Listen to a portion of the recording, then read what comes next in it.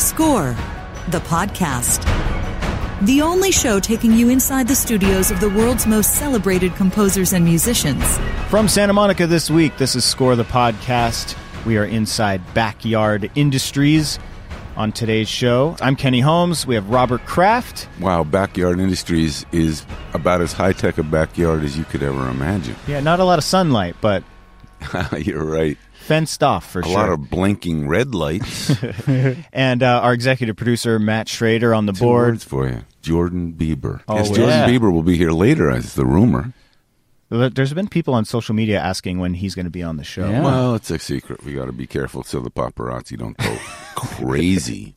We have a great guest today, one of my favorite guys. Oh, so excited. 4-time ASCAP award-winning composer, and Variety dubbed him the billion-dollar composer. Yeah. It's almost $6 billion now. That was just a couple years ago, but that shows how busy this guy 6. has been. Working on these big franchises, including the Despicable Me and Minions franchise, the Smurfs, Angry Birds, some of the biggest animated films. Oh, the biggest. Can I ask you a question? Heitor Pereira. Thank you. That's the answer. I was going to say, and what's his name? We're going to welcome It's him the in. wonderful in a little Heitor. bit. He also played guitar on a bunch of huge scores, working with Hans Zimmer, Gladiator, Pearl Harbor. Was Man on Fire, that was Harry Gregson Williams? I think so, yeah. Yes, Man on Fire is Harry. And Pirates of the Caribbean, Dark Knight. Yeah, Heitor. The Dark You Knight. also recognize Heitor from Score, if you've seen it. He's featured prominently and one of the fan favorites of the film. He's so great in that and shows so many cool examples of how he changed up Just the the most sound. likable guy. Yeah. And I've heard some rumors that there may have been some meetings that took place between directors and Heitor, who saw him in our movie, After which is a watching really him? cool thing. So Yeah. hopefully that's true. If not, then I'm going to be embarrassed. But Yeah, we'll have to ask him about that. Should we think about SCORE, the employment agency? Oh, Score, the manpower. I don't know.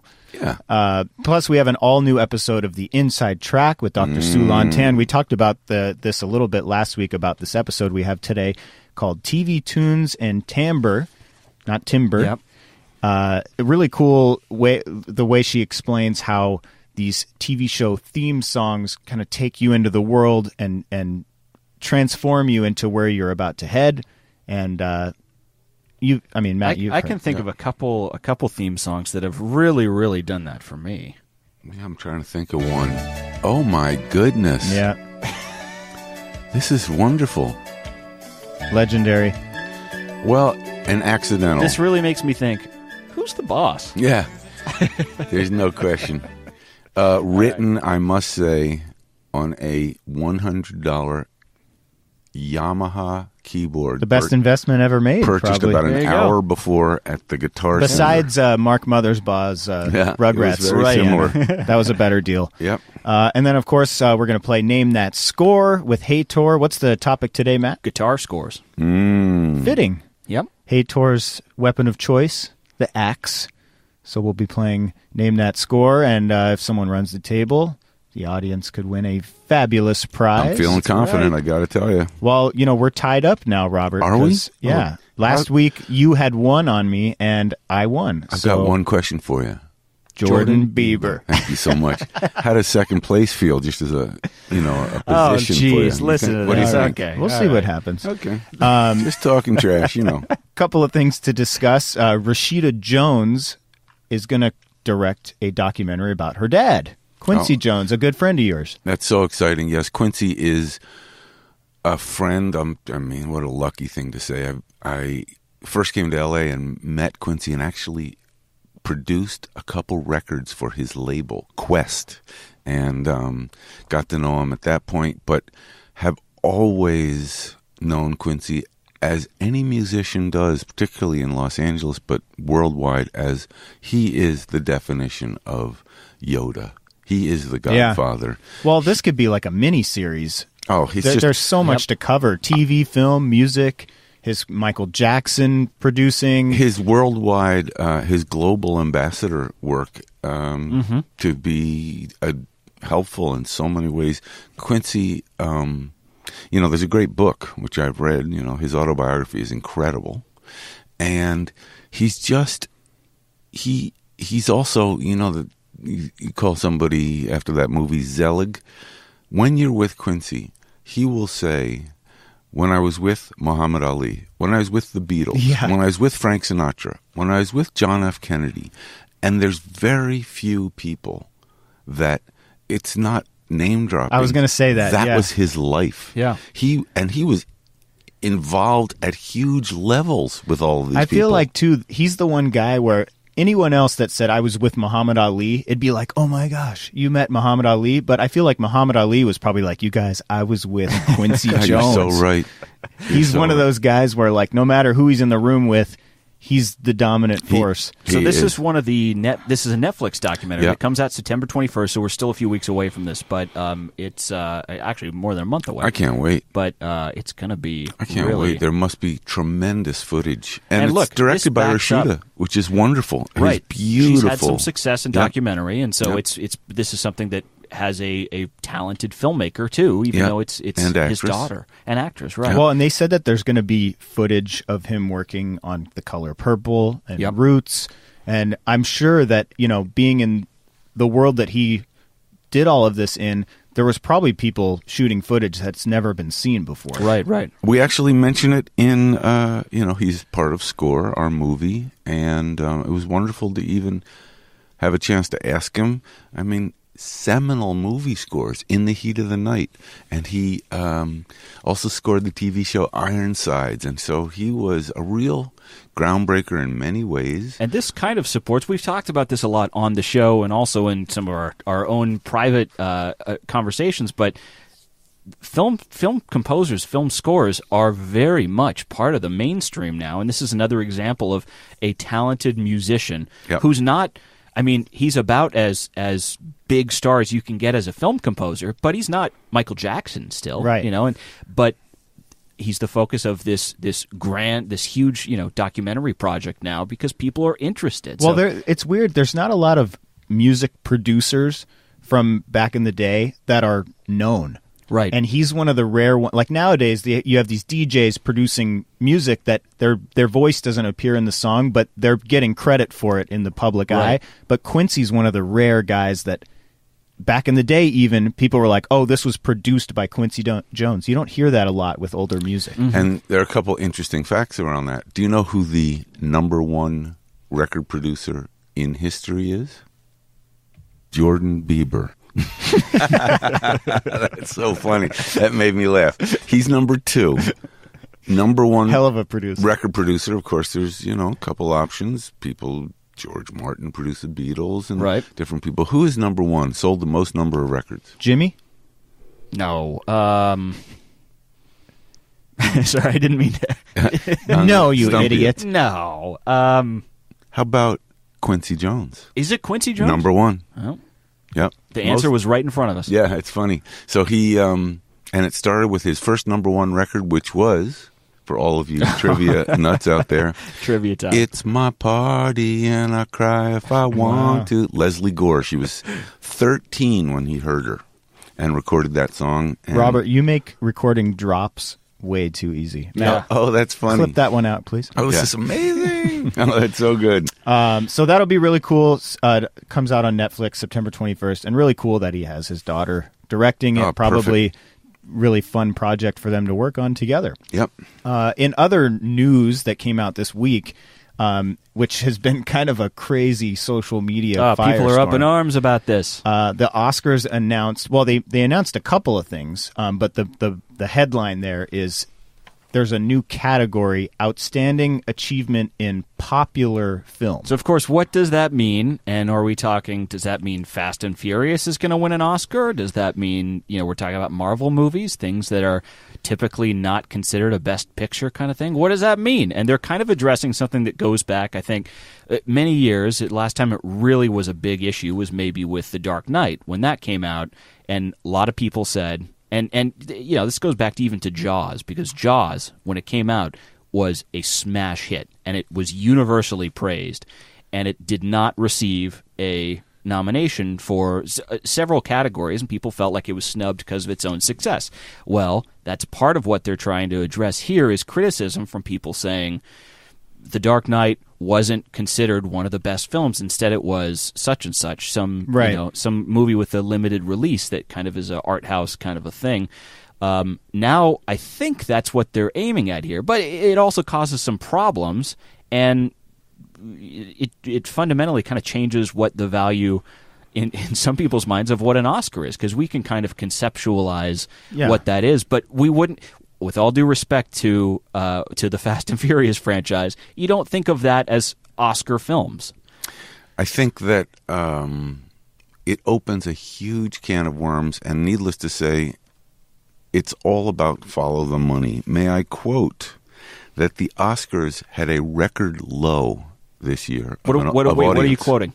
The New York Times. New York Times. Today's New York Times has a fantastic article on this entire issue, and it's very clear that the network that promotes and broadcasts the Oscars, ABC, was concerned about viewership. So here was one solution, which the Academy said, "Oh, that sounds cool." What are they? They're trying to draw in the general public, who's, the biggest movies that are being consumed by the public. They think that this might draw in a bigger audience. So this is for the telecast. Then is what we think is, because this is advertisements go for $2.8 million for 30 seconds on the Oscars. They want as many people as they can, and they said that they're trying to beat the increasing tendency to honor niche films that the majority of Americans have not seen. And that's an issue. That's something they've struggled with. Well, this is another thing. Matt and I were talking about this earlier today. The money that this is going to create for publicists and the marketing for, who doesn't want to take Black Panther's marketing budget for an award season and push it towards another category? I mean, the goal is to get the movie in front of as many voters' faces as possible. So then you have Black Panther competing with last year's winner, Moonlight. Well, but the question is, who wins the award? Is this a director award? Is this a studio award? Is this a public and what's the criteria? Marketing? Is it box office? We don't know. I don't think that they've come out with that information yet. But in that case, if it's box office, then there's no real drama leading up to it. It's kind of Incredibles 2 will be in the running because it's huge. If there's any plus to this, though, one of my biggest snubs of all time, Mrs. Doubtfire. Possibly could have won an Oscar. Could have. maybe some comedies will get a little love there. How do you think the New York Times feels about this? I can read a quote from their lead reviewer, Manola Dargis. She called this change stupid, insulting, and pathetically desperate. Oh, okay. Yeah, but otherwise, well, that's subtle. Yeah. Well, some people, including David Arnold, famous composer. Right. Now a lot of composers and they've been weighing in. David Arnold tweeted about the Oscars thing, new award is for outstanding achievement in popular film. I don't even know what that means, but you can get an Oscar for it. Yeah. So it's kind of the synopsis of what everyone's been saying. And I think the real question becomes, does it dilute the notion of being an Oscar winner? I mean, no false modesty here. I'm a member of the Academy. I love being a voter for the Academy Awards. I'd like to thank you. I thank you. Well, you thank the little people. That's what you always do. I don't know who they are, but you thank them. And, it's a real privilege to be in the Academy. It's a real privilege to be able to vote. You are, asked to think hard about the quality of the performance or the director or the editing or the composer's work. Right. Now it's like, I don't know, the special effects in some blockbuster movie were, I guess, they were cool, so I'll vote for that one. Speaking of that, the other thing that they're going to start doing, they said that the telecast went way too long. It was a record length. Oh, right. So they're cutting it to 3 hours, and they're going to start doing some of the awards during the commercial that they don't believe the audience cares as much about. They're probably right. And so some people are saying, how do you choose that? Yeah. Would best original music, best score, would that be a commercial category? I don't think music would be, but I could see how, Well, they got to have the cheesy song medley come out with, Placido Flamingo comes out and sings a salsa song, but which happened to me actually, he sang the song I wrote for the Academy Awards, and it was really inappropriate. It wasn't even a humble brag. It was just a brag. What I think happens 10 years from now is we have a category for best candy at the concession stand. And this year's winner, Butterfinger. We're going to be there. This is Butterfinger's third straight year. Presenting the award, Julia Roberts. If I had to make a prediction, I would guess they drop this category pretty quick. It might take a couple of years. I'll bet they get rid of it because it's just too broad. They might redefine it. They might change it.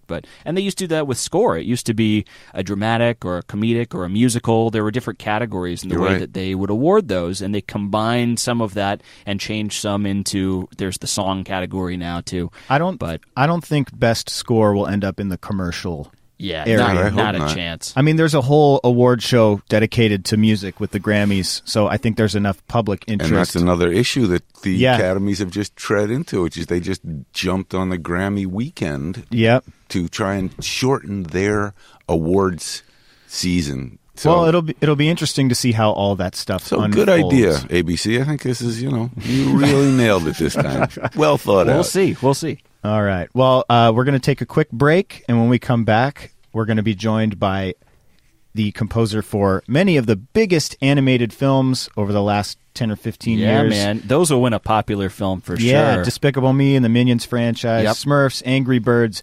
We're going to talk with Heitor Pereira. He's a fun guy. Stick around. We will be right back. Hey guys, Robert Kraft, and I'm inviting you to check us out on Twitter for the latest from the show, giveaways for Name That Score, videos, maybe even a new track from that pop superstar, Jordan Bieber. Check out our handle on Twitter at Score the Podcast. Now, back to the show. Welcome back to Score the Podcast. We are inside Backyard Industries with our guest today, Heitor Pereira. One of my favorite guys, like the energy that Heitor puts off when we were working on Score, a film music documentary, and all these Q&As. What a cool guy, and thank you for having us in your studio, Heitor. My pleasure. Let's stay for breakfast, man. Nice. Yeah, this is the breakfast set. We're doing this at 6:30 a.m. And then Matt, our executive producer, is here. He's going to actually be making omelets, I believe. Ooh. Yeah, I think that's part of my job duties. So. You have to break a couple You grew up, eggs. You were born near Denver. We could... Yeah, Denver omelet. Denver omelet. Yeah, this whole thing about, like, for example, I have like dinner parties, and then we are having so much fun, and people just like take off, and I say like, come on, man, stay for breakfast. Why we have to stop? Do you know what's amazing about crazy. that? It's perfectly appropriate. Where you come from, which we're going to talk about, Brazil. Mm-hmm. I went to Rio for a project and went into a wonderful restaurant in Rio with the legendary Sergio Mendes for lunch. We went for lunch, and not surprising to anybody I've told this story to, we left around 11:30 that night after lunch, mid-afternoon tea, and dinner because everyone came to see Sergio. So we just took this corner table. We finished lunch. I thought we'd do other stuff that afternoon. We never left. And also, he likes food, man. Yeah, he does. He really knows food and wine, and he's. And really, we had a lot of it. Right. Well, I'm glad you did.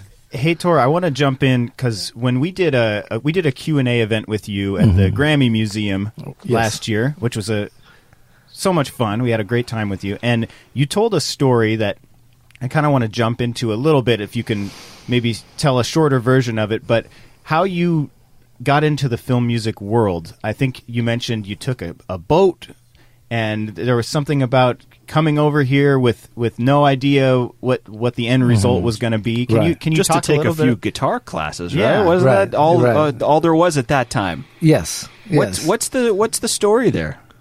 The whole thing was I received a letter from a friend that had been already at Berkeley school for like a year or so, and that person who now in Brazil owns music schools, he dedicated his life to education, music education and everything. At that time he was still a student, and I was his student, in this place over Rio de Janeiro called Vitória. And so he taught me, he showed me the first Stockhausen, he showed me the first Peter Hamilton, he showed me the first, all sorts of music that maybe weren't part of like my family's kind of musical environment. So this guy sent me a letter after, as I said, I have been already in Boston for a year. Said, I've been thinking about you, and this place is a great place for you to come and study. And I showed the letter to my father, and my father says, well, the only problem is we don't have money, man. And so what are we gonna do? And he was amazing. He sold his Beetle, his Volkswagen.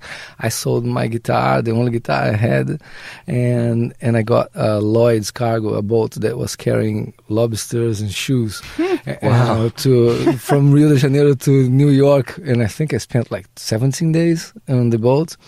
And then I got to Boston to study, trying to study with this guy that I had heard from one of his ECM records called Mick Goodrich. And I was really hoping to study with him, and he was very sought after, so I had to wait a whole year.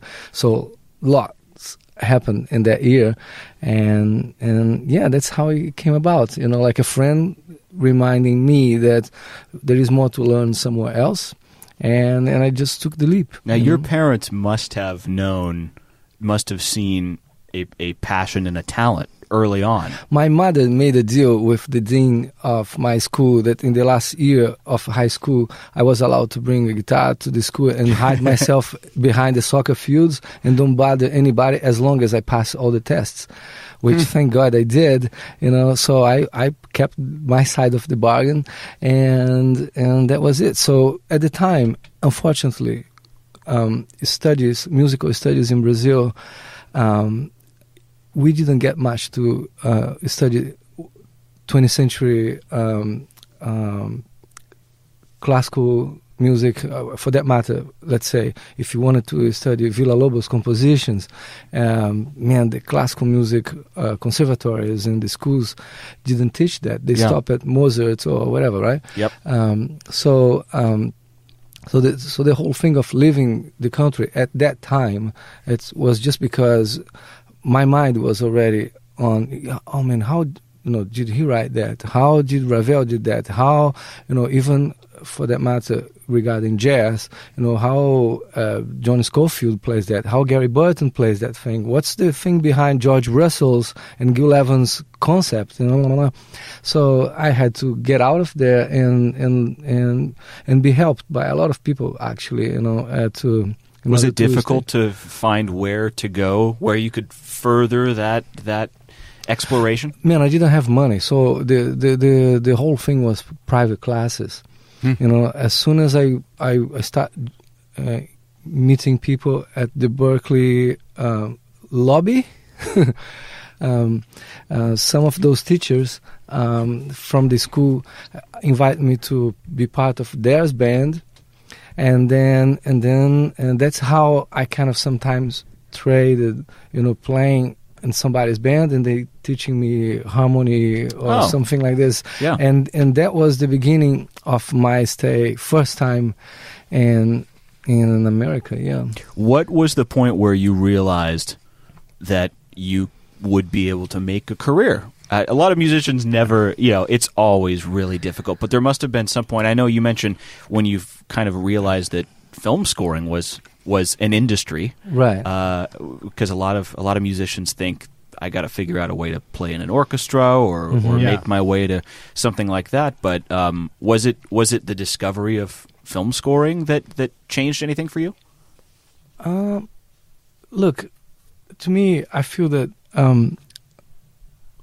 with all respect, film scoring, it's one side of my existence as a musician, man. Mm-hmm. I come from a musician's family in Brazil, so my uncles, aunties, they played and sung like all the classical prior to bossa nova styles of music. We call it samba canção and beautiful, kind of very longing kind of music in a way.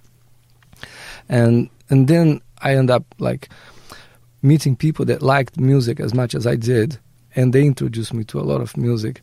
So I think, in a way, film scoring came to me the same way. Let's say I was introduced to my first gig in Brazil, and I played with like Ivan Lins, a beautiful singer-songwriter from Rio de Janeiro, from Rio, yeah.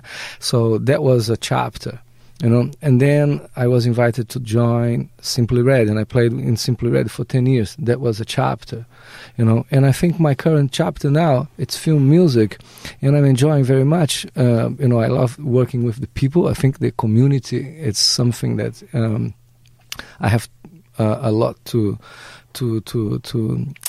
learn from, and you know, the whole imagery, the whole idea of like attaching music to emotions and to a picture and everything. I don't know.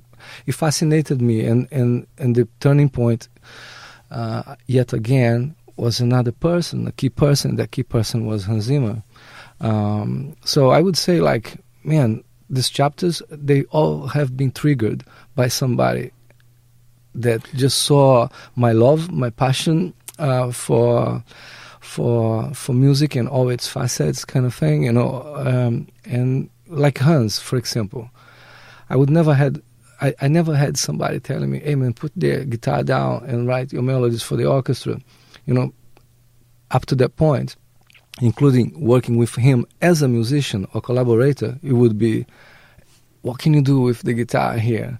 You know, and sometimes they would even orchestrate my guitar parts. Playing off your strengths. Yeah, instead of pushing you in a different direction. Right, but he was the one to remind me that my strengths were also in melody writing and in coloring with the orchestra, and that's it. You know, it took a person to trigger that, and that was inside me because I had studied composition and instrumentation and orchestration back in Brazil.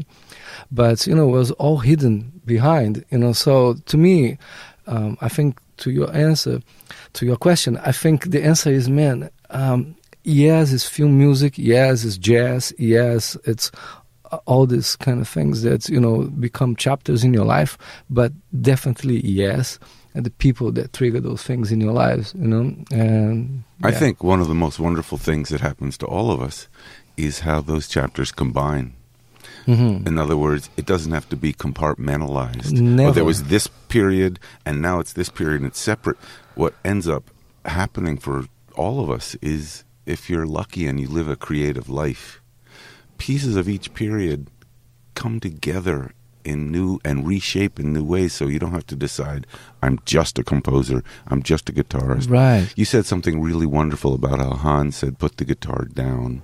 And I think Don't put the guitar down. Put the guitar down. Put the guitar down so he could, and I think a lot of people that come from a background in pop and rock who haven't grown up writing scores for orchestras organically, but have played with bands and played as a sideman, as I know you have, it's really key to have someone say, actually, don't conceptualize from your main instrument. And I think we saw an example of that in that fabulous movie, Score, where it's very, very, as you know, obvious to us. You show us in the movie how you come up with a cue simply by playing some percussion. And if I'm not mistaken, if I may quote, and there may be a copyright issue here, we may owe you a royalty on...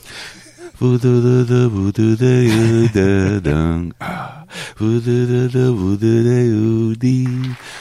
Robert. Thank you very much. Robert. That's me singing an original by Heitor. When editing that segment, I think I hummed that around the house for like weeks. I saw Heitor this morning in the parking lot outside this studio, and the first thing that comes to mind when I see him is because, and this is just an idea off the top of your head. Right? Look at how Absolutely quick that's spontaneous, but it sticks. But it also it made me wonder. My question has always been, for anybody who creates music, particularly in 2018, do you only write on the computer, which a lot of people now do? They drag little colored squares around and they duplicate them and they lower them and raise the pitch, and that becomes the way you make music. Or, in your case, you showed us one example of composing away from the computer, do you say that you do one or the other more?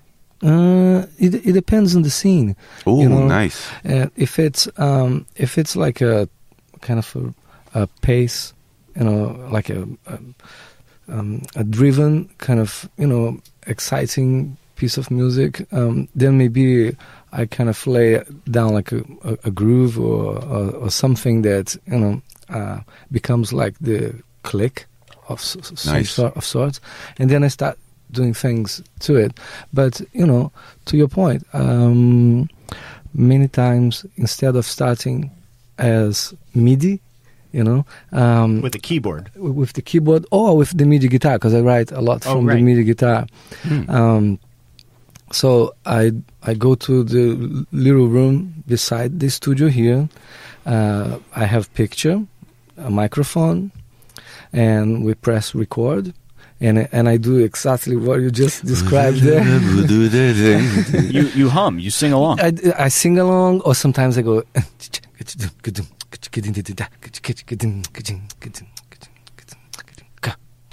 And is the idea that that's just the fastest way to let the ideas? Yeah, but then the thing would go like. So only after, you know, I've done like a couple passes like this, then I get to beat map it, and the computer now follows those rhythms. And as I was doing this thing, like a drumming with my mouth, I was already thinking. Were you thinking orchestration? Yeah, oh, totally. Colors all the time. Can you explain to our listeners who might not know something you just mentioned? You said, I get to beat map it.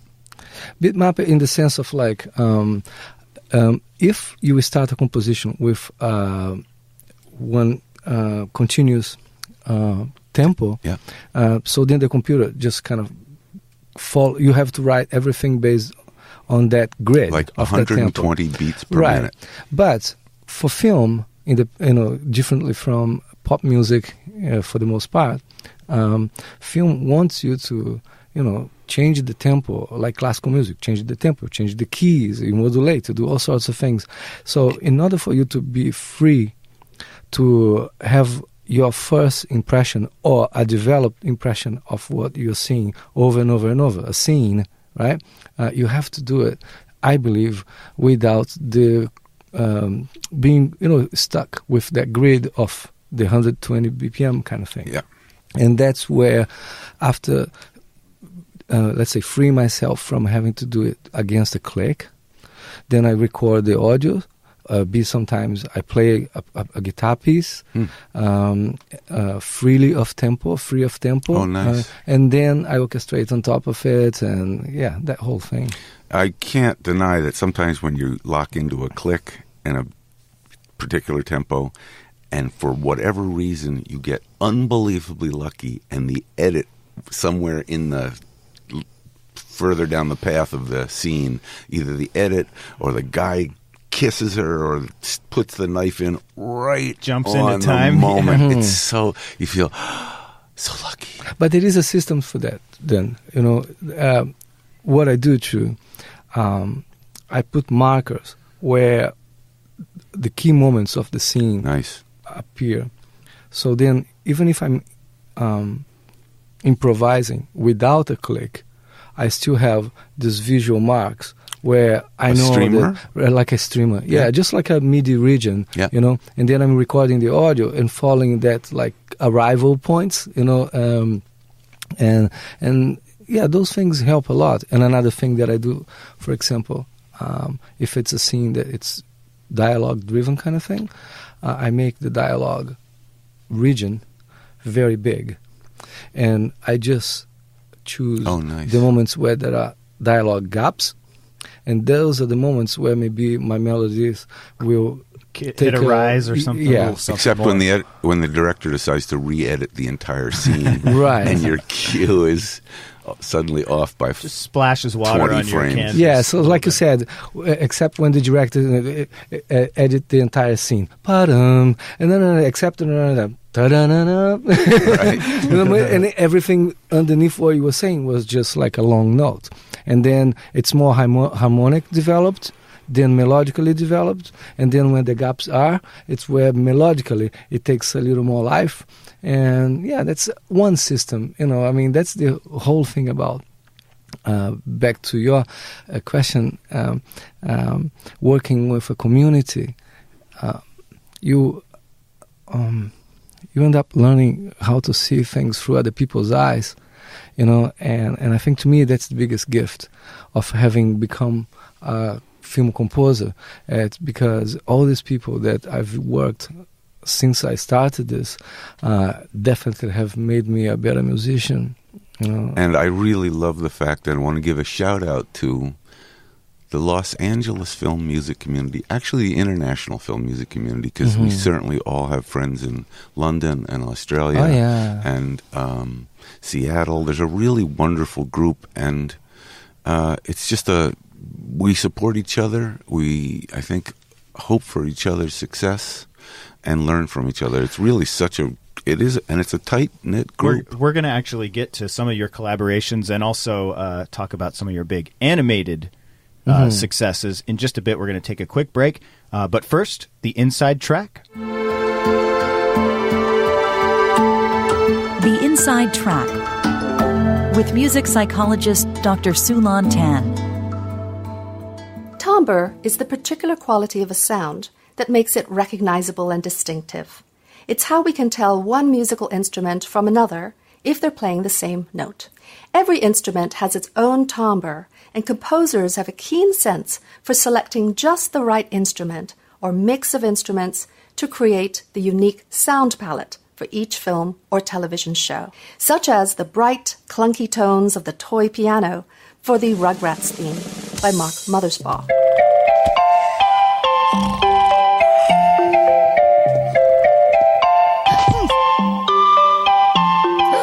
Or the throaty tenor sax for Pink Panther by Henry Mancini.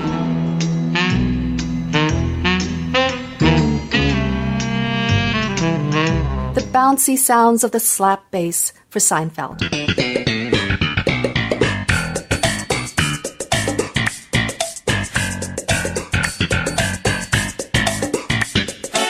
To which composer Jonathan Wolfe added percussion sounds with his mouth. And sometimes artificial timbres are created, such as the eerie, ghostly sounds of Doctor Who.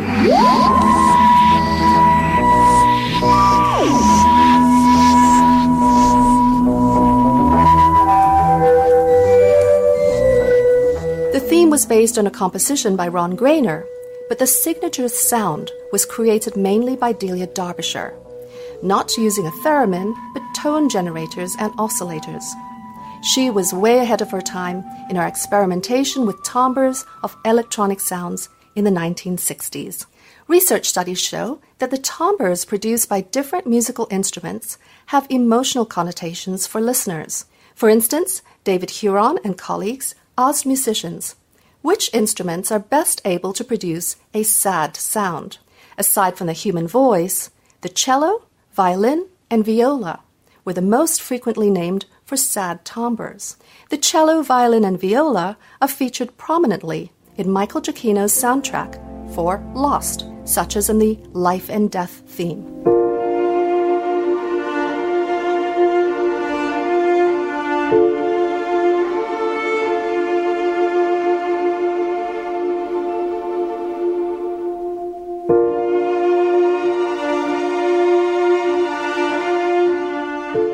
So how does the timbre or sound quality of an instrument convey an emotion, like sadness? One explanation that has been proposed is that cues that convey emotions in music are similar to acoustic cues that we recognize in speech. When someone speaks in a lower tone, softly and with less energy, and with smaller fluctuations in pitch, we sense that they may be feeling sad. Thus, instruments that can produce deeper tones and waver a bit in pitch can play softly and produce long, sustained sounds may be particularly effective for conveying sadness, using the same acoustic cues we associate with sad speech.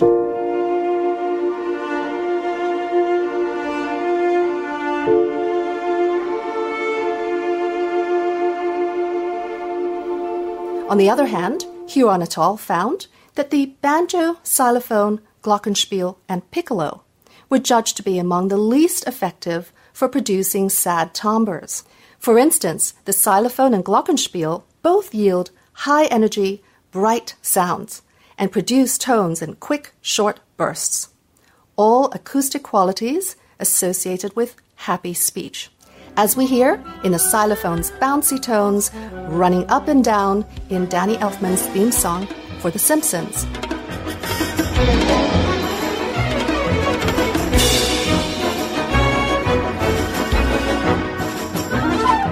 And in the twinkling sounds of the glockenspiel outlining the melody.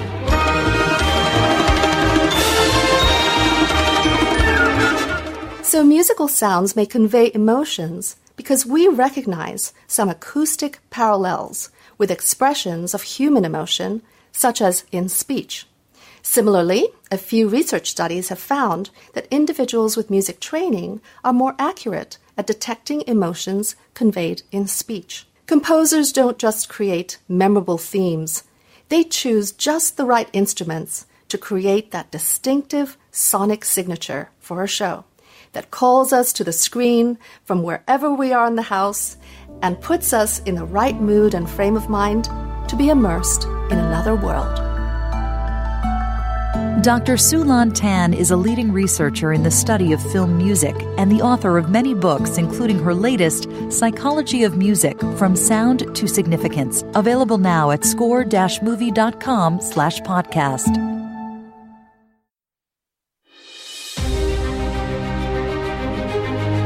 Welcome back to Backyard Industries. We're with our guest, award-winning composer and hell of a guy, Heitor Pereira. How do you say backyard in Portuguese? See? Quintal. Quintal? Quintal. That was like the biggest curveball question you've ever asked. Right? Tudo bem. Tudo bem, yeah, Quintal. He wasn't ready for that. Quintal, I like that. I just wondered if there was like a Brazilian name for the studio. You would be like Quintal Studios. Quintal Studios. You told us real quick before we started here, and we weren't rolling yet, the origin of that name, Backyard Industries. Why do you? This doesn't look like a backyard where we are. I know. I stayed and I decided to keep it right. Exactly. But when I really started a long time ago, we used to rent a house that had a beautiful backyard, and I always preferred to write music in the backyard than in the room inside the house. So and people in my house would say like, "Oh, there you go to the studio," and I would take the guitar or whatever instrument and play there and put a little little tape recorder and kind of come up with ideas in the backyard. So I realized, you know what, man? Like when people say, and I do say that all the time too, you come up with your best ideas in the shower, which for me happens a lot. For me, the backyard is also like a big one. This couldn't be more opposite than a backyard. Do you still go outside to write or think about music? Man, I have kind of a very reduced version of what this is in my house. And luckily, and I'm so blessed to say we have a house with an amazing backyard. And I will never forget, man. I invited the director for the Minions, Pierre, to come with his family for afternoon, a Sunday afternoon in my house, and he was playing with his kids, and rolling in the backyard and everything, on the ground and with the kids. And at some point, they were so happy, and I was so happy to see them happy because we had worked so hard in that movie.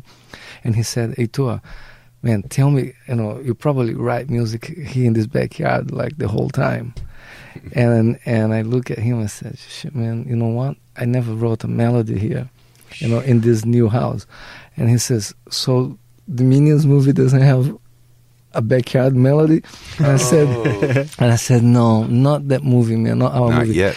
And then he said, look how back to the idea of what I was saying about, like, yes, is the about people. He said, the gift of meeting new people and them becoming like new inspiration for your music and what you love. So he said, you're going to promise me that the next movie that we do together, you're going to point out the cues that you've written in this backyard, which I did. And then we did nice. Despicable Me 3, and we came back to that backyard and I showed him, I wrote that new theme here, I wrote that.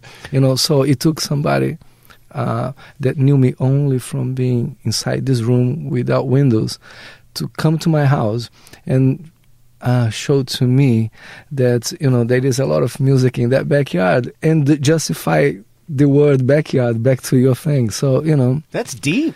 Yeah, the man. backyard It's also, industry. it's a really lovely parallel to Hans saying, put down the guitar, because what it really is sometimes it takes one person next to us to say something really obvious about exactly where we are. We're right in this place and we're doing something a certain way, and someone says, why don't you just, you live in this beautiful backyard, why don't you write a melody here? Draw a little inspiration from this deck. Right. Totally, man. Totally. So speaking of Despicable Me, that was probably your first really huge film. Am I wrong in saying that? In terms of like, in terms of as a like, composer, maybe. Yeah, I had done scores before to animated movies. Or non-animated that, maybe it took even more work than Despicable Me. Let's say my first animated movie was with Jack Johnson, Curious George. Mm-hmm. And that was like crazy, man. That was maybe like my first... That was definitely my first animated movie, and I knew nothing about it. And I wrote like this whole thing, and then I took it to England for the orchestra to play, and everything was first time, So were you scared? No, I'm never scared, man. Good. I don't know. I don't know. It's like I actually, the more complicated, the projects are, the more concentrated and more joy I kind of take out of it, because I think, again, back to the community thing, when people enter this door of the backyard studios, I don't believe ever that anybody that enters here wants me to fail.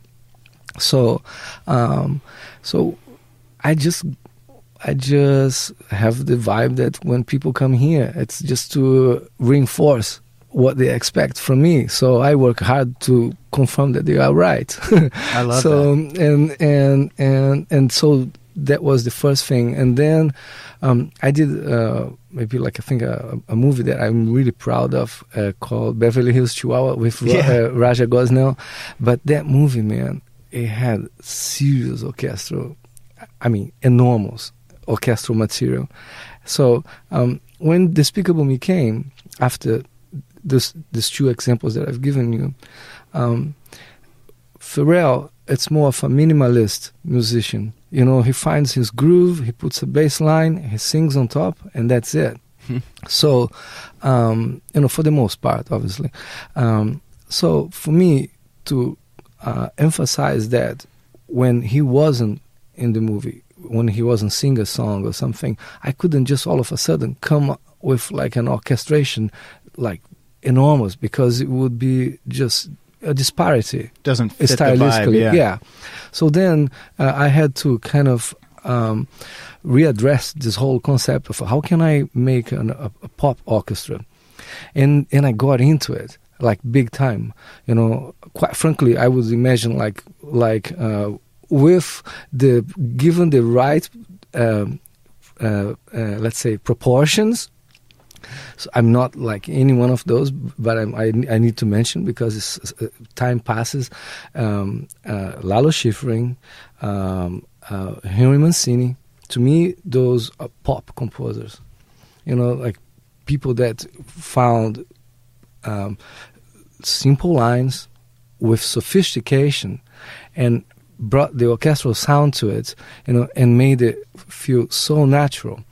So to me, when I worked with Pharrell on the first Despicable Me, the idea was like, how can I keep the orchestra, pop and true to Pharrell's songs, so I can call myself a collaborator. And when I write my melodies to go around, the melodies that he brought from his songs, they were on two different worlds. So I think it's called adaptation. Big so difference from working with Pharrell to Jack Johnson? Big difference? Yeah. No, man. They both love music like crazy. They are very collaborative, very, very easy to deal with. So it was just a pleasure. You and I worked on a film together. Yes. I think it's worth at least mentioning that I've had the experience of seeing you do something which, in addition to the incredible musicality, you did something during that movie which I really appreciated, admire. Do you remember the movie? Can't do. Well, the movie was called, at that point, The Moon and the Sun. The Moon and the Sun. When I was hired to produce the music, it was called The Moon and the Sun. I think it has since been retitled The King and His Daughter, or The King's Daughter. And the score is not there. I think whoever took the movie changed everything. Right. Whatever. So this happens, needless to say, in movie making. This was an independent film. It was made. We worked on it. We finished it. And whoever financed it, and I'm not sure exactly what the story is, wanted to recut everything and change it and move it and all that. However, first of all, it was a wonderful experience, regardless of whatever happened.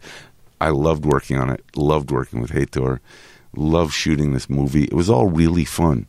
The most remarkable part of it, though, was Heitor was in a situation with a movie and a director and a producer that wasn't ideal. We'll just say that things weren't working, they didn't agree, and I never saw you lose anything but optimism for figuring it out. And I always wonder, is there a secret when things aren't working for a composer to saying, this is cool, I got this? Because I usually drive home thinking, oh man, this is a disaster. And I get all, I'm the guy driving on the 405 thinking, okay, my career ended, this movie's over. You never lost optimism during this movie, which was really in trouble. How do you do that? How do I do that, man? I mean, what? I think to me,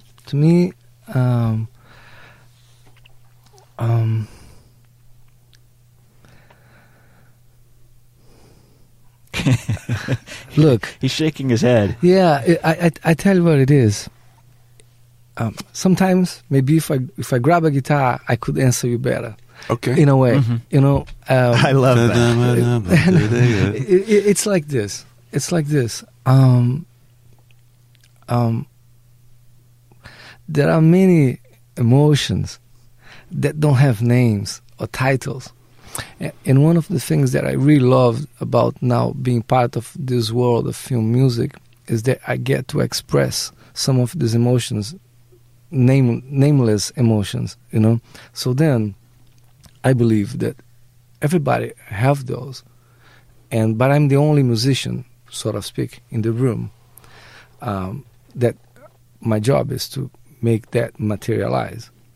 So then, to me, if I have people that even are disagreeing, and I believe that music is a language, then I kind of feel that the language is so vast that there must be a way of representing even that conflict, and musically, and serving the movie in a way that this is just part of the experience in itself. So the conflict between maybe the director and the producer that don't agree, instead of creating havoc as people using the words and language and English, I rather say and demonstrate with time that maybe it is part of this particular film making, this conflict in itself, and it's most likely is in the screen as well, and it is in the story because these people have been disagreeing from the beginning. Yes. But music, just because you can grab so many things that are at first unexplainable, but they feel natural when they sound like music. I find that these people that have been disagreeing for so long, they like the same thing when the music comes, you know. So I strive for that, you know, as long as, quite frankly, no bullshit, if in the end this is doing a service to the storytelling, you know. But I believe that all this humanity behind, you know, the making of a project, you know, it's in the screen, it's in the story. This is what I meant about the energy that Heitor brings. Yes, it's so true. It's like, even if the worst things are happening, you have this positivity and outlook at stuff that... Well, that's interesting, finding a way to pick up kind on. of harness some of that frustration that must be there if you're having a conversation, but then that idea of bringing out a musical, you know, nature of that. Well, and also music therapy, music as therapy. I love that. Because sometimes, you know, a producer or a director or a studio person had a horrible day, and my meeting, and I'm just about to play 20 cues for them that took me 2 weeks to write. And I'm seeing that before I press play, in the first of the 20 cues, you know, those people, they are really tense, you know. So with time, I've learned that maybe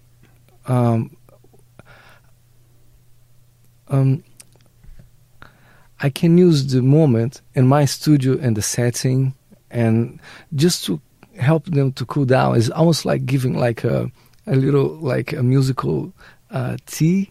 Musical tea. Musicality. Yeah, musicality. And you know, maybe sometimes I grab a seat on the piano and show guys, look what I found. The sound, blah blah blah. Warm them up a little bit. Yeah, or take them from that world that has been so kind of you know, like conflicting for them the whole day. You know, they cannot bring that energy in. It's not good for what they are just about to do, which is like decide, you know, 20 minutes of music in their film, not with that vibe, you know. So so then I try to just like cool people a little bit and use music itself, because I believe that music is therapy. You know, music cures. You know, we know, you know, the molecular structures, you know, the molecular, you know, factors, you know, they come through your body, and man, it's science. You've actually described the something we used to say at the studio when somebody was inappropriately, I don't like this and I'm angry, and somebody once taught me it's not about what it's about.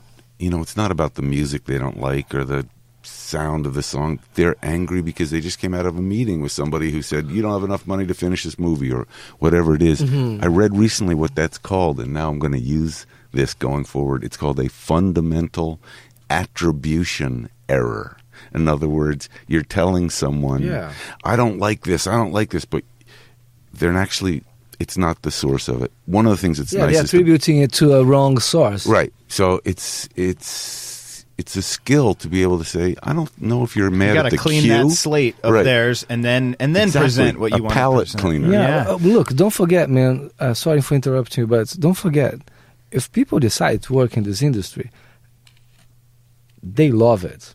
They love film. They love what makes a film a complete film. Yeah. So there is photography, there is storytelling, there is music. It's just because, you know, that day you were inundated with everything that it's not that. Yeah. You know, and yeah. Yeah. 2 words for you. Jordan Bieber. Well, Jordan Bieber is a very essential part. He's always doing that false attribution. What was it called again? It's real. It takes me a minute. It's a fundamental attribution error, which is the fancy psychological way of saying it's not about what it's about. When someone comes in and says, I'm so angry at you, and you say, I've done nothing. Why would that be? You find out that the meeting they had before they saw you, somebody... That's the cause of the frustration. Right. Yeah. And well, now that we've had our palates cleansed, we've had our musicality Maybe we should hear. Nice. I think that's a new brand. Yeah. Musicality. You guys want to? Is this the start of something big? Shark Oh, Tank. musicality. You'll hear an ad for that pretty soon here. It's actually brought to you by We Musicality. already have our theme song. I think I'll have a musicality now. I think I'll have a musicality. Robert, Boom. you know that Matt's already clipping this drop right Oh, now. man, you guys are crazy. That's good. All right. For theme song. breakfast. It's kind of mellow. During the break, Heitor got a little worried Yes. about the game. Which game? Which game is that? Name that score. Oh, Let's do it. man. Come on, man. Get ready to play Name That Score! The film music game where a perfect score means you, yes you, could be a winner. Now let's play Name That Score! Heitor's panicking. I'm panicking. Look. Because it's hard to be the winner. Audience, my friends. already. No. Give me a cheat sheet. Listen, you have the audience riled up out there. There they are. Ooh, So, Oh, my God. big crowd. So Little they know how little I know about this. that's what everyone says. We'll see. So man. the way this works, we play Bad. 5 famous What is film our scores. topic? I don't even know. It's guitar film scores. Oh, guitar film score is That great. film scores. Yeah. Oh, okay. In fact, can I stop? Can I stop right there? Okay. Interesting fact of life. Right? I told you. Well, first, guitar is my first instrument. Yes. And then now I'm really committed to MIDI guitar and writing all this heavy orchestral music from the guitar, because I studied orchestration from Berlioz. Berlioz was a guitar player. So when you see his orchestration treaty, you hear and you see a lot of things that were derived from somebody sitting with a guitar, like Villa-Lobos too, and for that matter, Manuel de Falla and some other, Leo Brouwer, some of these composers, right? Great.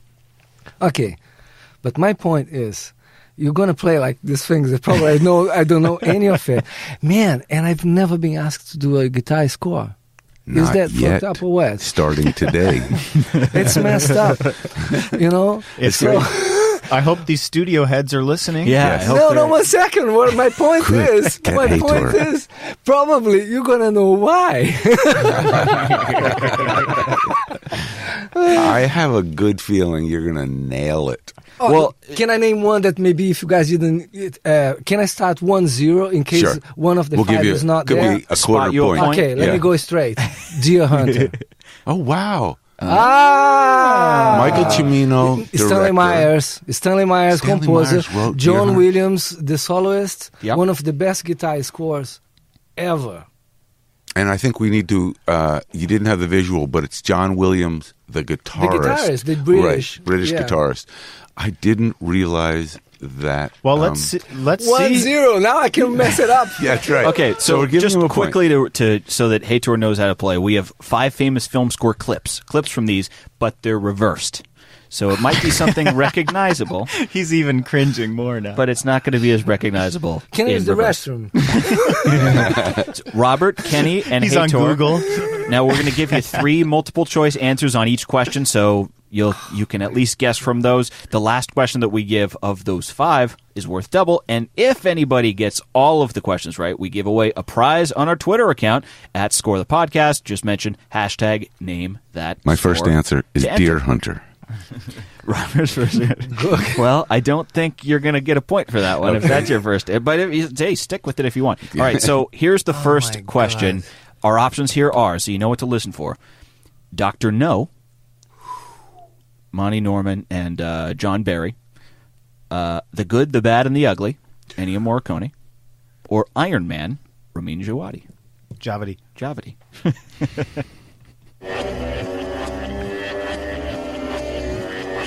John Barry. Whoa. Heitor is pretty confident. John Barry. So, now, Robert, usually, Heitor, you'll get a sense of this because Robert will be watching your I'm going reaction. with Heitor's answer. He'll go with your answer. He's going to try to piggyback off of whatever you say. So- Kenny. Yeah, it's 007. Yeah. See, you didn't even need that one note. No, but that one I need just one note. Good. Okay, Heitor, you go first, and I will probably say whatever you say. Score. All right, so everyone's has 1 point. We're going to question 2. The options here are, these get a little tougher now. Bad Boys, 1995. Ooh. Mark Mencina. Did you work on that? I didn't know. Oh, I did. I wrote a couple songs. Oh, good. Yeah, but like, background music. One. Right. Background music. Armageddon, 1998. Trevor Rabin. And Gladiator, 2000. Hans Zimmer. And maybe a little Heitor Pereira in there. That's Gladiators. Yes, I know.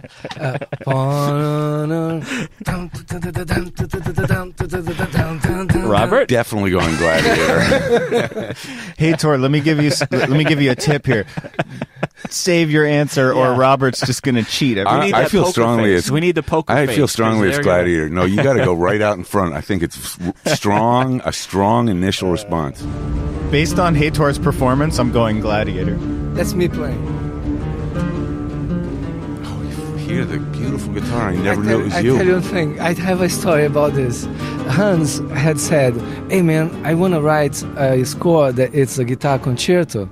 So he brought the guitar. He brought the music, and I said, "Man, even if I had like 20 freaking fingers, I wouldn't be able to play because there are more notes than one guitar can handle." Yeah. But then I said, what if we go with this idea and we do a guitar orchestra instead of a guitar concerto, right? Like one guitar and the orchestra. Man, and we got carried away. So nowadays... How many?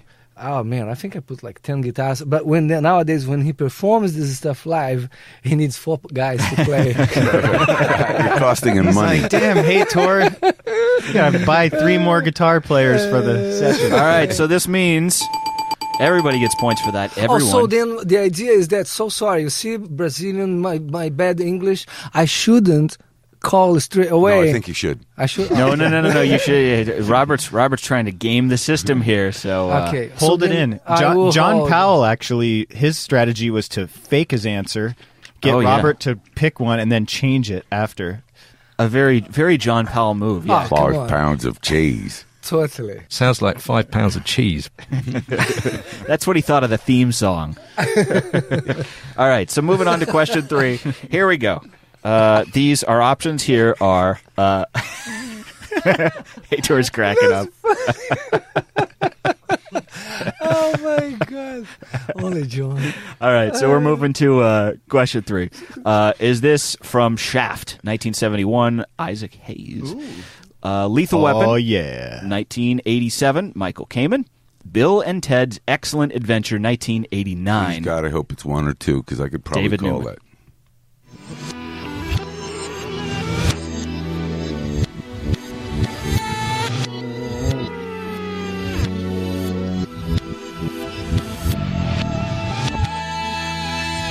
Ooh.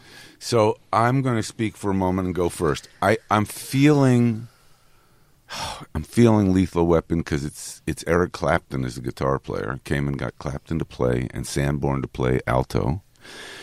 And it feels, oh God, it could be Shaft, but I'm going to go Lethal Weaponing. I don't think it's Shaft. Okay. But Wait, let's make Kenny go first. I'm going to go Lethal Weapon. But what was the third option you said? Our 3 options are Shaft, Lethal Weapon, and Bill and Ted's Excellent Adventure. it doesn't sound Bill and Ted-y, if that's a word. Kenny's going, what are you going with? I'm going to go with Lethal Weapon. Lethal Weapon. And Heitor? You want to hear it again? Yes, please. I hear a little, backwards saxophone in there. Yeah, it is. Just the sax just showed up. That's Sanborn, and it's also Clapton. Even backwards sounds like Eric, but watch, we'll be wrong. But I'm pretty sure it's well, Lethal. Right. Is everybody's locked in for Lethal Weapon? Yes. Oh, thank God. Let's hear. That wailing guitar.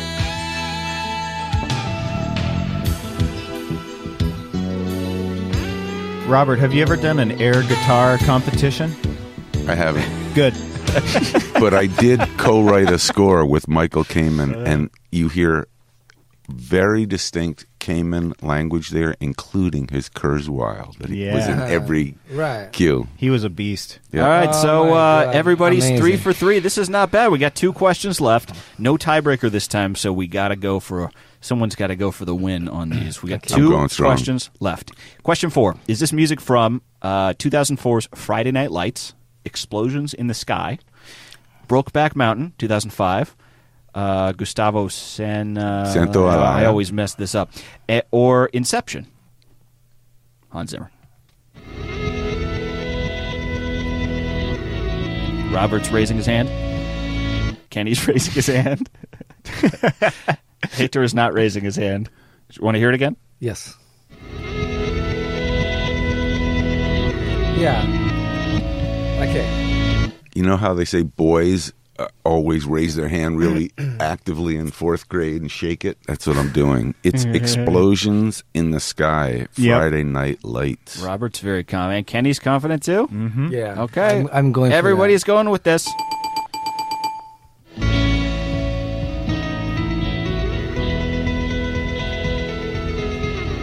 This is a pretty good and a pretty cool movie score if you think about it. Just, even though, it's a band that some of that stuff they had developed before, but it works so well in the movie, very interesting and smart choice of the producers to get them to take a piece of theirs and make it a score. That's the thing about also, back to your first question, man, that I love about film music. It's because, out of our orchestral thing, you can jump into this, and breathe like an emotion, and it works.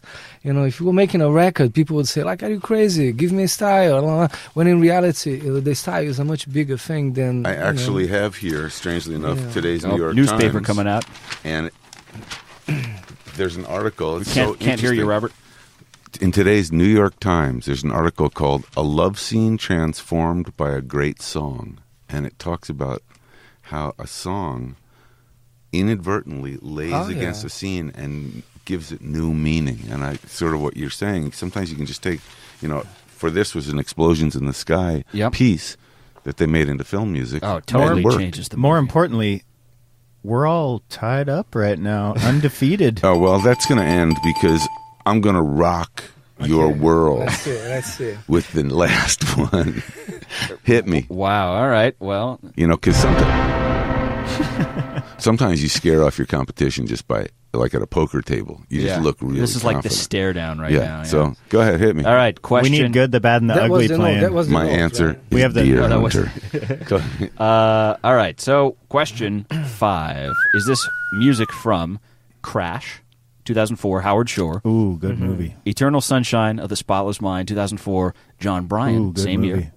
Or Tron Legacy, 2010, Ooh, good Daft movie. Punk, and Joe Trapanese. Really hard.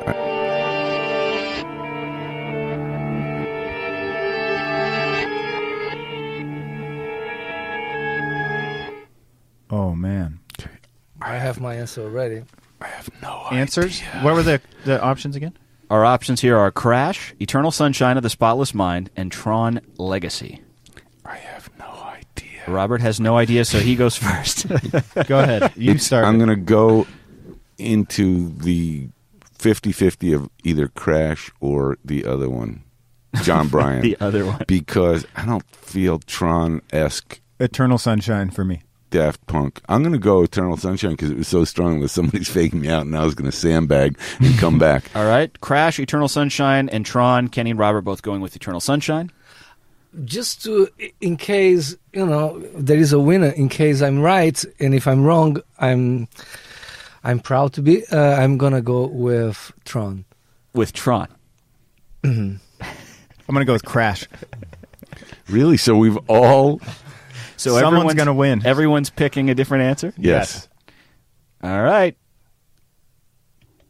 We do have a winner. Oh, thank you. That's good to know. The winner is... Let that drum roll play. It's a long drum roll. Kenny Holmes. Wow. I don't even remember what you reeled me in. Kenny changed his mind last minute, went with Crash. Crash, yes. I suckered you into that, Robert. Sandbagged. Completely sandbagged. Yeah, that's a good one. That was man. a good round of name that Heitor. score. That's a good score. I'm sorry, man. Yeah, it's okay. I'm You and me devastated. You and me both. We just kind of. But Can I ask Kenny you cheats something? anyway. He Well, just somehow. I was just about to raise an issue here. Are the 5 questions always the same? So you guys already know the answers. Every week it's the same. Guitar scores. And Robert still missed the last one. And I was so confident too. Didn't really work. All right, so I have one other question I wanted to ask you about, Heitor. We heard a rumor, and I don't know if this is true, because you my hear stuff God. after Clear up this rumor for us. after movies come out. Our go for it. score came out, the documentary came out, and we started to hear from people. Oh, this director thinks this is a cool movie or whatever. Have you heard any feedback from any people you've worked with? Has anyone seen you in that movie and mentioned anything to you about it? You guys, because look, let me tell you something. I get stuck into this room here, the backyard, which is not the backyard, right? Right. Quintal. In the fence. Quintal, exactly. And I hardly meet people other than the people that I'm working with. Sure. And even then, it's just like every 3 weeks or something. So I'm kind of a freaking hermit on this quintal, right? In this backyard. So I think since that movie documentary, so many people said, came to me, and even my agent told me, "Hey man, people want to have meetings with you because they want to know a little bit. Yeah, they want to know a little bit more about you and in the way you work, and they want to come and visit your studio, because they saw you, playing that stuff." So to me, it just did like wonders in the sense that, man, got me out of the backyard. That's really cool. It's really great. We'll Yeah, take. How do we totally. divide 15%? Is it evenly? Yeah. Kind of a 5, 5, and 5. Plus, in this episode, I believe we've come up with a new, incredibly commercial venture. Musicality. Yeah. Which flavors? We could have like a kind Right. of organic musicality. I mean, and, That's not a which flavor. herbs? and we could have a lot of herbs. You could really go deep on this. Samba, maybe? Yeah, samba musicality. Whoa. And we already have our theme song. Yeah. Can you do it one more time for us? We're going to drink some musicality now. We're going to have some musicality. Or that's Who's the T? Who's the That's Who's the Boss. All right. Oh man, that's cool. That's really cool, though. No, So also another thing is because I do have this, like maybe other composers, I think not maybe, I know for certain they do. They have like this internship programs where kids come and stay 3 months with us, and Right. and I get very serious about it because, man, it's not about just serving coffee. So I make sure that we have a list of things that by the time they live here, they have to check that they've done it. Be like little curriculum. Musical things. Yeah, also like technical things like conforming new picture, inside our sequences. That's Great, you've written. Let's say I say, okay, I've written this piece of music and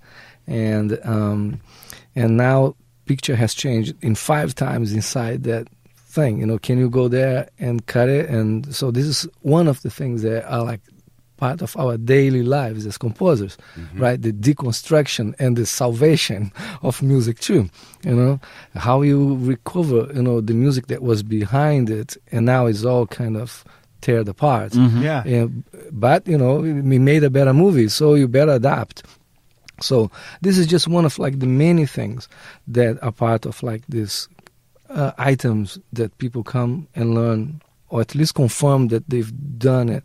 So I believe that the score, the documentary, and And the movie, I think, for all those young, composers, and it showed also like, what's the reality behind and the dreams and the frustrations of people that, maybe in a beginner's mind or vision, these people now with like more established careers have it all, but man, you are as good as the last cue you've written, and that's it.